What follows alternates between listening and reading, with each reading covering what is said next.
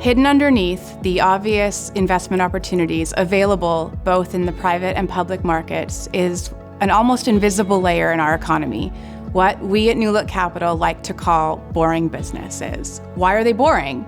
Well, they're the service technicians with steel-toed boots that are quietly waiting for the office to clear out before they service the elevator.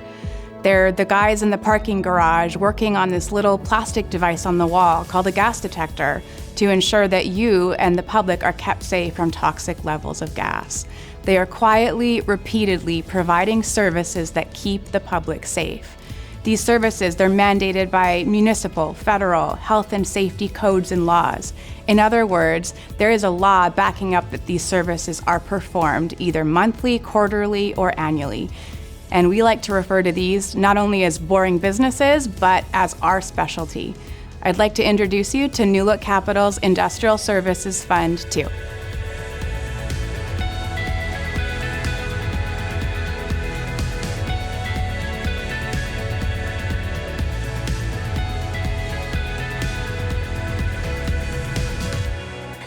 So I want to take the opportunity today to talk to you about some of Newlook Capital's funds that we offer for our investors. Specifically today, I want to talk about Industrial Services Fund number 2. We went out actually in the industry to offer something niche and different than a lot of other mid-tier private equity firms. And why is that? We feel there's a huge value to be added to our shareholders by offering something different. So industrial services, what does that mean? We went out to acquire code-regulated service businesses.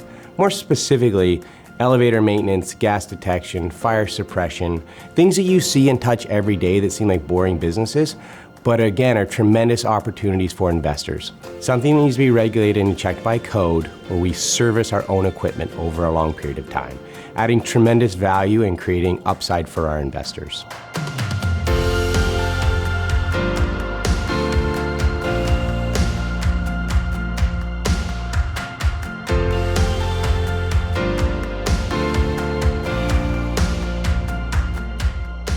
At Newlook, we continue to build our team to execute on our great ideas. There's 5 criteria that we use to execute on those deals and how we measure ourselves.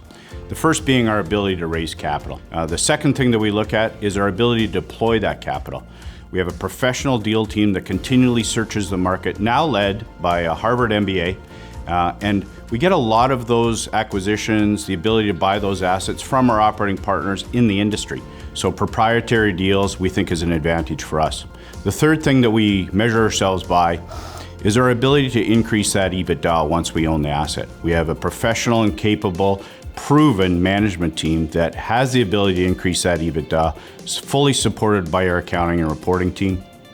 The fourth criteria that we look at is the ability to pay yield or deleverage using those assets.